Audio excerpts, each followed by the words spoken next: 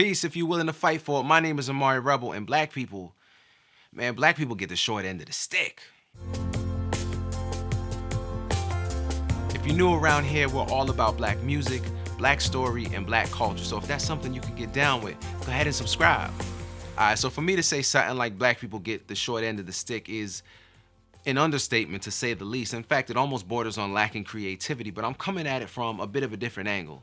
Walk with me. You, black person, have probably at some point in your life been encouraged to get an education, something that would give you a marketable skill so that you can in turn get a good job that would then create some stability in life. A lot of us have heard that before, and embedded in that progression is the unspoken knowledge that that good job is one in which your skills, those marketable skills, will be used in the service of someone else. The most readily available opportunities seem to be those working on behalf of someone who ain't us.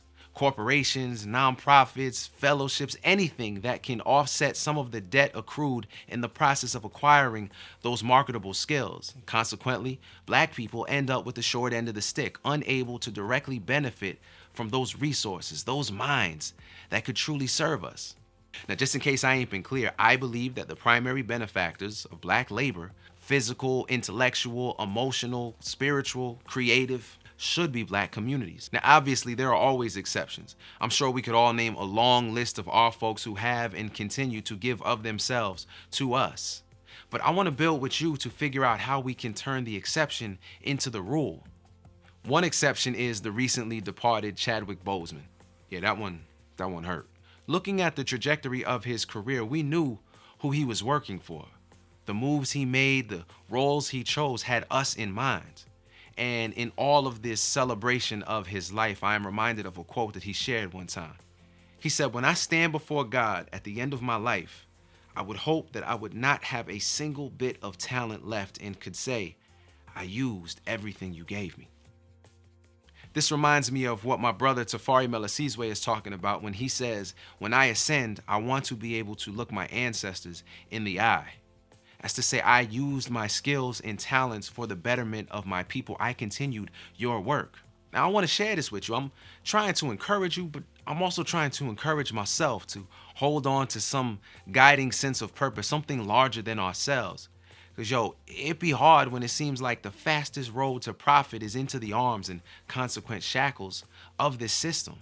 This is why I keep going back to Solar Rock. It is my attempt to build something that has our best interests at heart, where we can gladly and wholly serve our people, giving of our skills and talents and never the short end of the stick, and be fulfilled in the process. Because when it's all said and done and my number is called, I want to be able to look my grandfather in the eye. I want to be able to look Mama Harriet and Baba Malcolm, the matron and patron saints of my family, in the eye, knowing that I used everything that they gave me.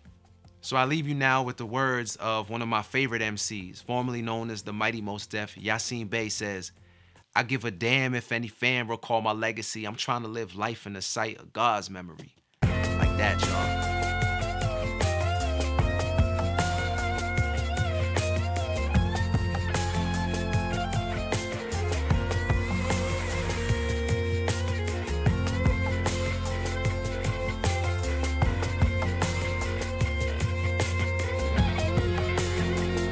As always, I bid you peace if you're willing to fight for it. Until next time.